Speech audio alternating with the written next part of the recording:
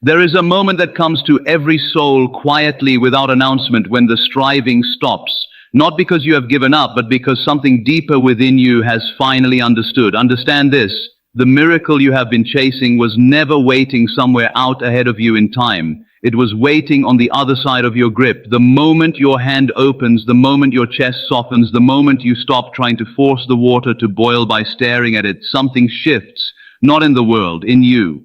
And because it shifts in you, the world has no choice but to follow.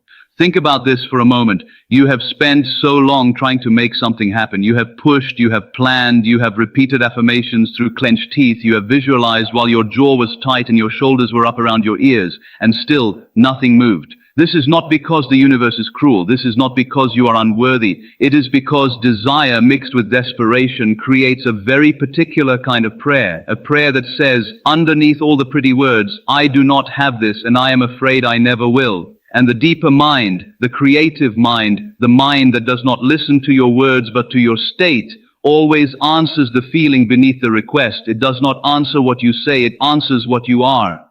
Let that sink into your spirit. The imagination does not respond to your vocabulary, it responds to your vibration. You can say, I am healed 1,000 times, but if underneath those words there is a trembling, grasping, white-knuckled fear that you are still sick, the deeper mind will register the fear, not the sentence.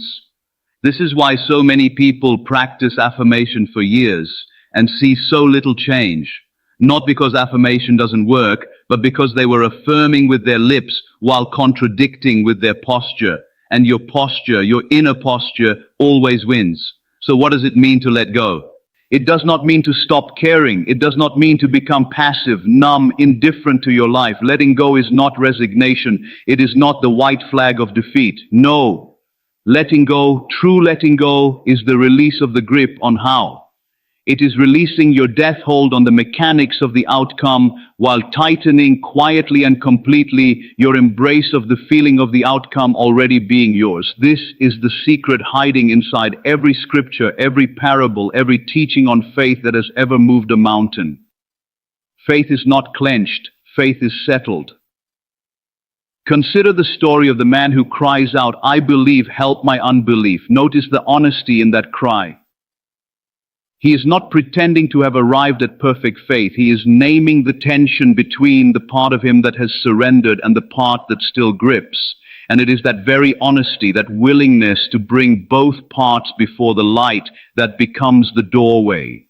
You do not have to fake serenity. You simply have to notice where you are still gripping and gently, patiently invite that grip to loosen. You must realize that your imagination is not a toy. It is not a decoration on the outside of your life. It is the very substance from which your life is being continuously formed. The ancient teachers who whispered that the kingdom of God is within you were not offering comfort. They were handing you the operating manual for reality itself. Within you, not somewhere in the sky, not in a temple built of stone, not in the approval of other people, not in the changing of circumstances outside your window.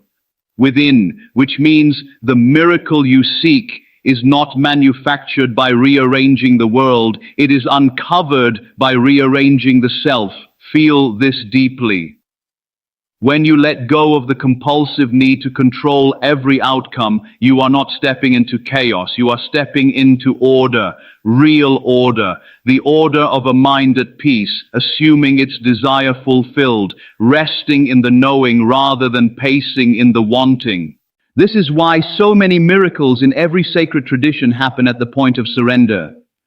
The woman who touches the hem of the garment does not manipulate the healer into performing a trick. She simply believes completely without argument and reaches. Her reaching is not desperate grasping. It is quiet certainty in motion. There is no panic in her hand. There is only conviction. Allow yourself to see how differently you move through a day when you have already decided something is done versus a day when you are still trying to make it happen. When it is already done in your assumption, you walk lighter. You speak differently. You do not need everyone to agree with you because you are no longer seeking permission from the outer world. You have already received permission from the inner one. This lightness is not a nice bonus. It is the actual mechanism. Your lightness is your alignment. Your ease is evidence, not accident. Notice what happens when you stop checking. Stop checking your phone every 5 minutes for the message you're praying will arrive. Stop checking your bank account with dread every morning. Stop checking your body for the symptom you're afraid is still there. Every act of checking is a quiet vote for the belief that it might not have happened. Every act of checking whispers, I don't quite trust this yet. And the deeper mind hears that whisper louder than it hears your hopeful words. This is why the letting go must be embodied, not just spoken. It must live in your habits, in your unconscious gestures, in the way you breathe when no one is watching. The truth is, the human ego believes that vigilance creates safety. It believes that if it just watches closely enough, worries thoroughly enough, plans exhaustively enough, it can prevent disaster and summon blessing through sheer force of attention. But this is a profound misunderstanding of how creation actually works. Worry is prayer for what you do not want, prayed with tremendous devotion.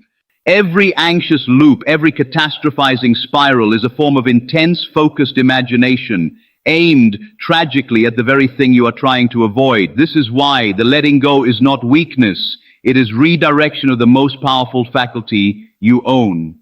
Imagine for a moment two gardeners. One digs up the seed every single day to check if it is growing, disturbing the soil, interrupting the roots, letting in doubt like cold air into a greenhouse. The other gardener plants the seed, waters it with quiet attention, and then trusts the process written into the seed itself.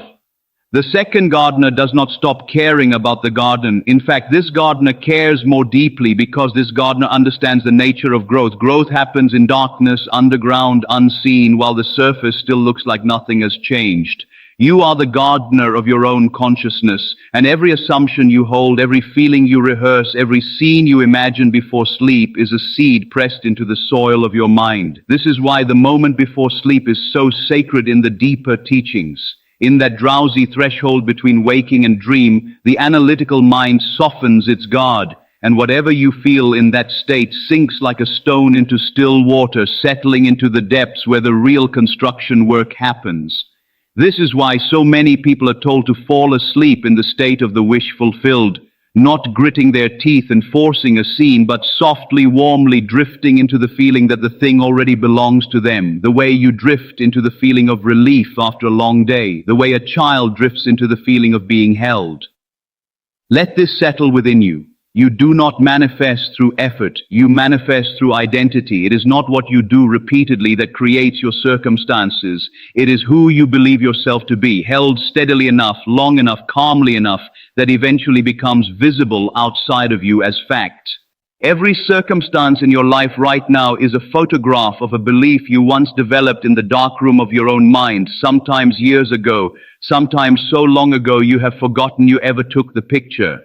But nothing appears on the outside that was not first exposed on the inside. This is why chasing the outer world for change so often fails.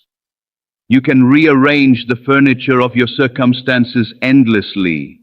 New job, new city, new relationship, new diet, new routine. And if the self-concept underneath remains the same patterns will simply wear new clothes and walk right back through your door. This is not punishment, it is consistency. The universe is not cruel, it is faithful. It gives you again and again a perfect mirror of your assumption because that is its only job. Not to judge your assumption, not to argue with it, simply to reflect it back to you as experience. You are not your history. Let that land fully. You are not the sum of your disappointments, your diagnoses, your rejections, your financial statements, your family's opinion of you, or the ceiling you were told existed over your potential. You are in your essential nature the same creative consciousness that spoke light into darkness, that said, "Let there be." And it was so. This is not metaphor meant to inspire you gently and then be forgotten by Tuesday. This is architecture. This is the literal structure of how your inner speech, your self-talk, your private assumption becomes the external, textured, tangible experience you call your life. You are not the limitation others named for you. You are the one doing the naming now, whether you have realized it or not.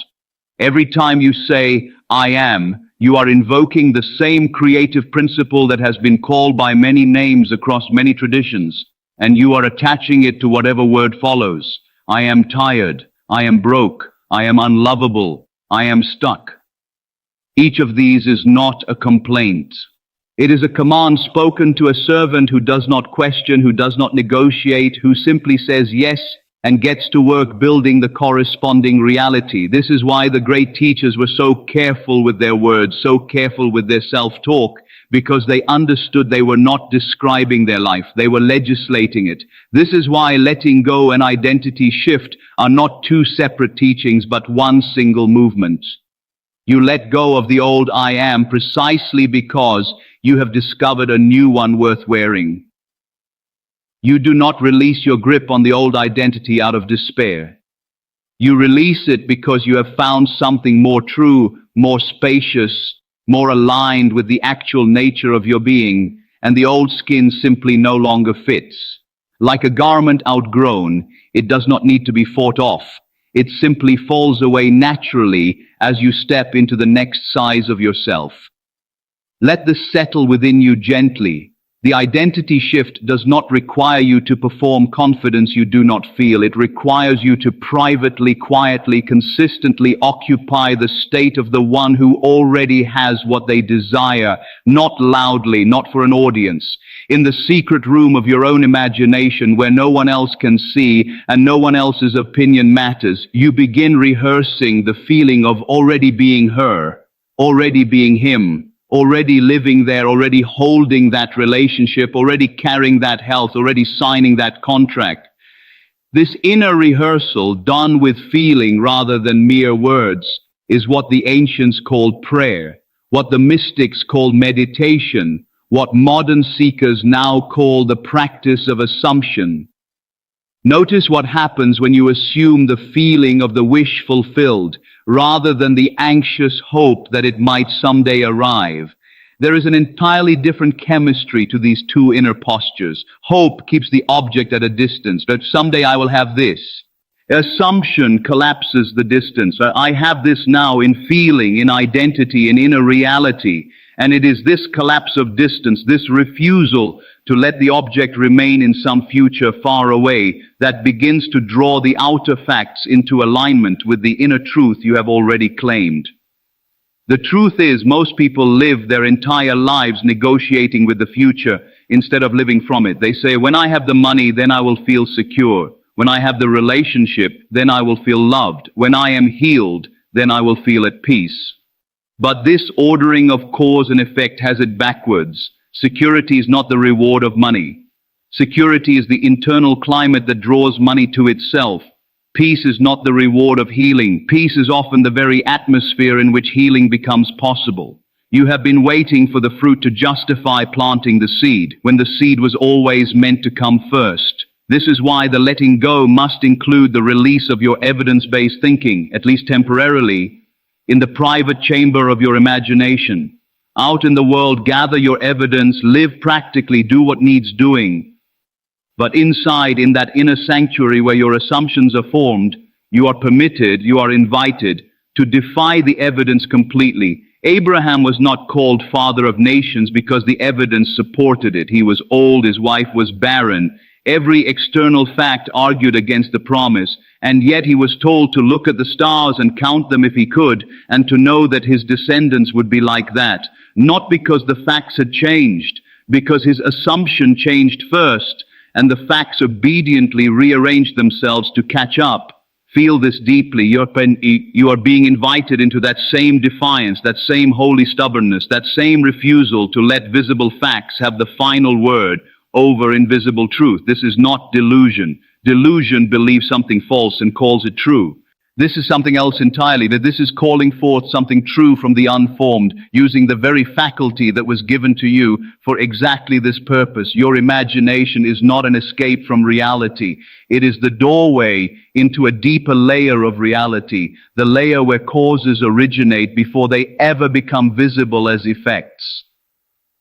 Consider this, every invention that now surrounds you, every building, every song, every technology existed first as an assumption in someone's imagination before it existed as a fact in the visible world. The inventor did not wait for the machine to exist before believing in it.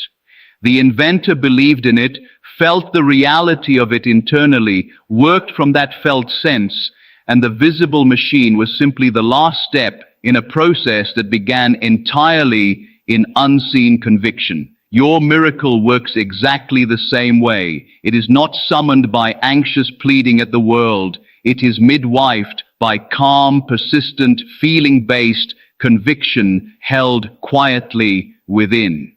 This is why the moment of true letting go so often feels like relief rather than loss. When you finally stop gripping the how, when you finally release the exhausting job of managing every variable, orchestrating every person's response, controlling every timeline, something in your chest opens that has been closed for a very long time. That opening is not just emotional, it is spiritual. It is the return to trust, the return to the childlike state that was never told. It had to figure everything out alone. The state described so simply and so profoundly as becoming like a little child in order to enter the kingdom. Think about how a small child asks for something. There is no elaborate strategy. There is no 5-year plan. There is only the simple, wholehearted expectation that the request will be met, followed by the natural return to play, trusting completely that the answer is being handled by someone wiser and more capable. This is not naivety. This is the exact posture that produces miracles because it removes the contaminating frequency of doubt from the request. The child does not check the mailbox every hour to see if the wish has arrived. The child asks and then goes back to being fully alive in the present moment. And it is in that fullness of presence, that absence of anxious monitoring, that the answer is given room to appear. You must realize that anxious monitoring is itself a form of gripping. It looks like caution, it dresses itself up as responsibility, but underneath, it is often simply fear wearing the mask of diligence.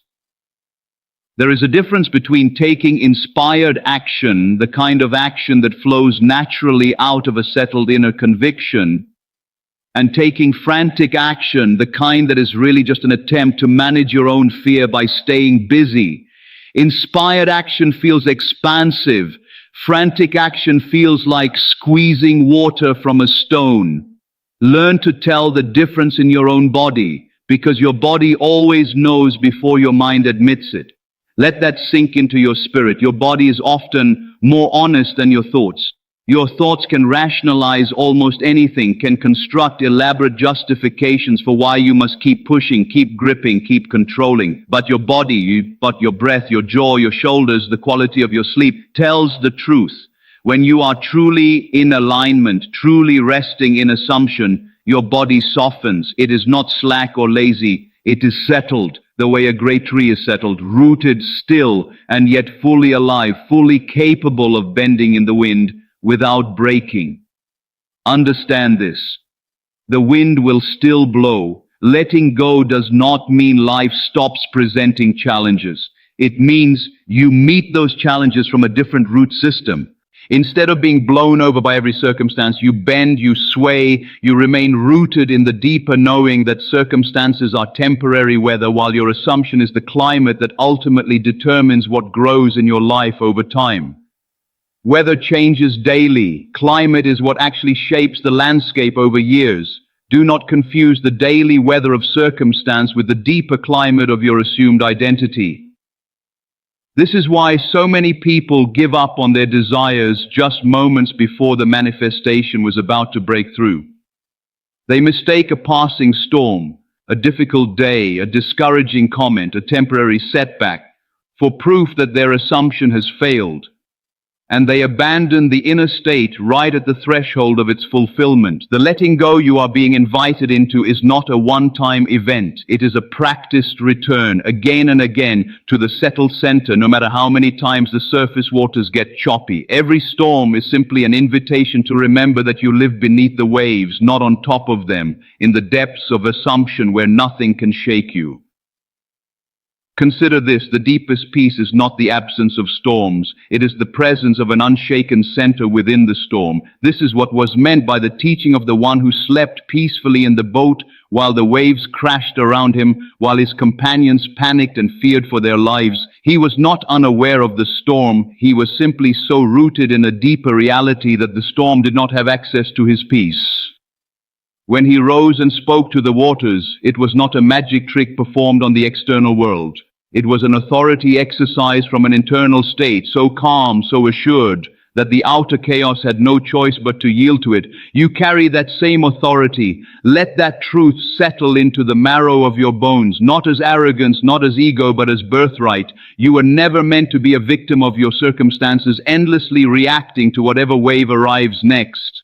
You were meant to be the one who speaks peace over the waters, the one whose inner state is so settled that the outer world eventually organizes itself to match. This is not a power reserved for ancient prophets or spiritual masters far beyond your reach. This is the very power described as available to anyone who believes, not believes with clenched fists, but believes with open, trusting hands. Feel this deeply. Open hands receive. Closed fists cannot. You cannot grasp a gift while your hand is already full of grip and fear and control. This is why letting go is not the opposite of receiving. Letting go is the precondition for receiving. The two are not enemies. They are partners in the same movement, the same breath. The exhale of control, followed immediately by the inhale of grace. You cannot inhale while you refuse to exhale. Life in its rhythm requires both.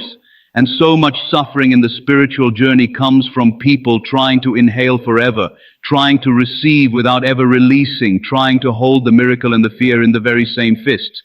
Let this settle within you. Releasing the fear does not mean you become careless about your desires. It means you stop confusing intensity of anxiety with sincerity of desire. You can want something with your whole soul and still hold it with an open hand. In fact, the deepest desires are the ones held most gently, because you understand instinctively that your fear does not protect the outcome. It only contaminates the frequency through which the outcome is trying to reach you. Fear is not a shield. It is static on the line. And when you let go of gripping the outcome, the static clears, and what was always trying to reach you finally comes through. This is why so many miracles in every tradition happen suddenly, unexpectedly, in ways the person could never have engineered through willpower alone. The healing that comes after the person finally stops fighting the diagnosis and instead rests in a deeper trust. The relationship that arrives right after the person stops chasing and finally becomes whole within themselves. The financial breakthrough that comes not through more frantic hustling, but through a settled, quiet knowing that abundance is already the truth of who they are. These are not exceptions to the rule of how creation works. They are perfect demonstrations of it. Notice what happens when you finally stop asking, when will this happen? And instead begin living from the feeling of this already is. The question when keeps you tethered to lack, because a question about timing is always rooted in the assumption that the thing has not yet occurred.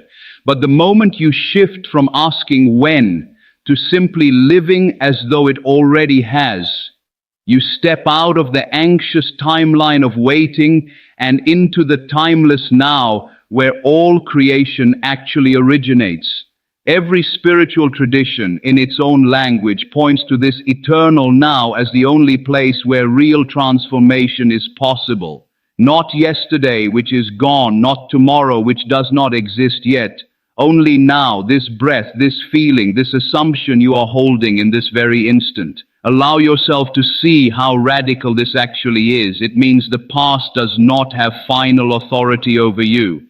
Whatever assumption built your current circumstances can be revised right now in this moment through a new act of imagination held with feeling and conviction. This is what some traditions call revision, taking a memory or a belief that no longer serves your becoming and reimagining it, re-feeling it, until the emotional charge no longer controls your present state. You are not erasing history. You are releasing your bondage to a single interpretation of it and choosing instead the interpretation that serves the life you are now building. The truth is, freedom was never about controlling every external event. Freedom is about no longer being enslaved to your reaction to external events. This is the deepest form of letting go, not just releasing your grip on outcomes you cannot control, but releasing your grip on the compulsive need to be disturbed by every disturbance the world offers you. You can witness chaos without becoming chaos. You can witness someone else's fear without absorbing it as your own truth. You can observe a frightening diagnosis, a frightening headline, a frightening comment from someone who doesn't understand your journey, and choose quietly and deliberately not to let that become the new assumption governing your inner world. This is why spiritual maturity is not measured by how peaceful your circumstances are, but by how peaceful you remain despite your circumstances. Anyone can feel calm when everything is going well.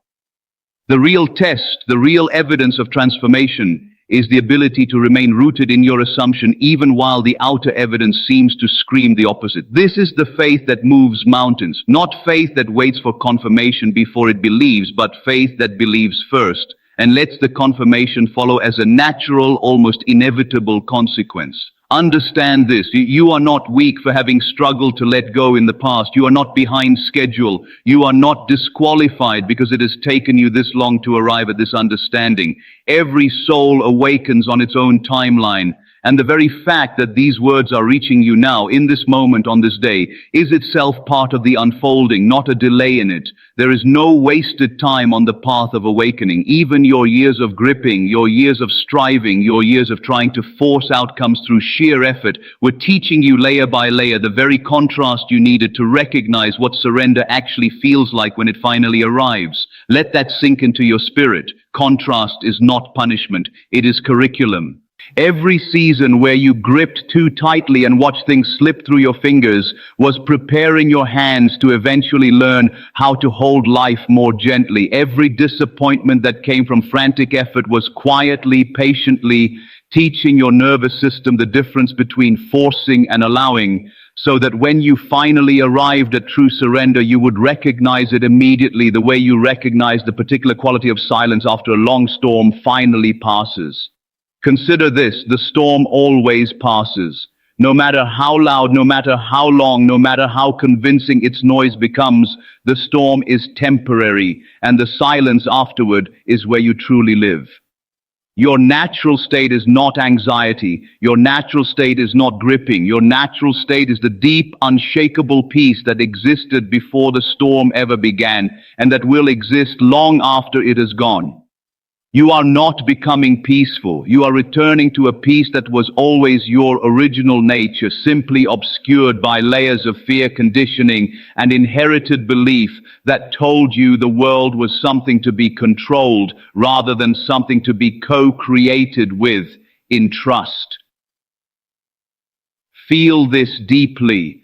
Co-creation is the real relationship you have been invited into, not a relationship of demanding the universe bend to your frantic will, and not a relationship of passive helplessness where you simply wait for fate to decide your future. Something entirely different.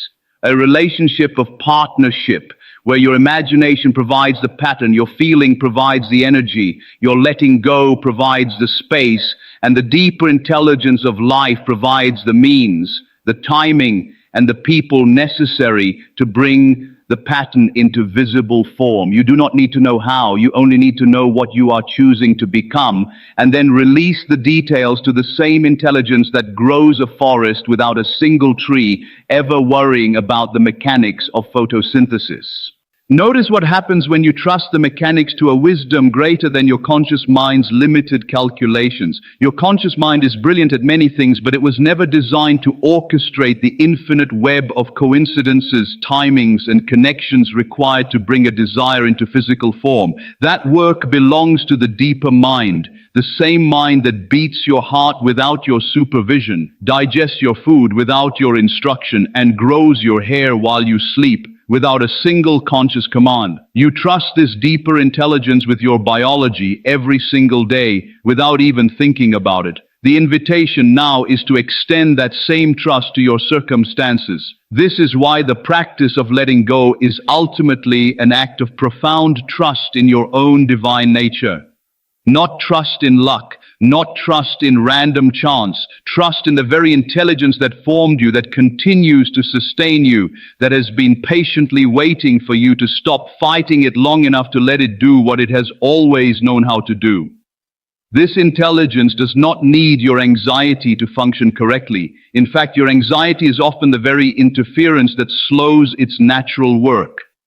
Like static on a signal, like a hand gripping a rope so tightly that circulation is cut off, your fear does not accelerate the miracle, it delays it. Let this settle within you fully. Release is acceleration. This may sound paradoxical to the mind trained by a world that equates hustle with progress, effort with worthiness, and struggle with earning. But the deeper laws of creation operate differently than the frantic economy of the visible world. In the realm of consciousness, ease is not laziness. Ease is alignment. And alignment, not exhaustion, is what actually produces the swiftest, most graceful unfolding of your desires. Think about this for a moment. Has your gripping ever actually produced the outcome faster? Or has it simply produced more suffering along the same timeline the outcome was always going to arrive on regardless? So often when we finally look back at a manifestation after it occurs, we realize the breakthrough came not during our most frantic effort, but shortly after we finally exhaled, shortly after we finally said, whatever happens, happens, and returned our attention to living fully in the present rather than desperately monitoring the future. That exhale was not giving up. That exhale was the final unclenching that allowed the miracle room to breathe into form. You are being invited right now in this very moment to practice that exhale, not someday, not after one more round of trying harder. Now, let your shoulders drop, let your jaw unclench, let the desire you have been white-knuckling settle gently into the palm of an open hand instead. Feel the relief of no longer needing to manage every variable. Feel the quiet, expansive trust that begins to rise the moment you stop demanding the universe explain itself to you before you're willing to believe. Allow yourself to see this desire, whatever it is for you, already fulfilled. Not someday, out there in some uncertain future you must anxiously monitor. Now, within you, as a settled fact of your inner world, see yourself already living inside the reality you have been asking for. Feel the textures of it, feel the relief of it, feel the gratitude of it, not as a future hope, but as a present truth you are simply allowing to become visible in its own perfect timing. This is the posture from which real miracles are born. Not gripping, not frantic, not exhausted from trying to force life into submission, but settled, open-handed, quietly certain, resting in the truth of who you already are and what you have already been given long before the outer world catches up to reflect it back to you. And it will catch up. It always does. Not because you forced it, but because you finally let it.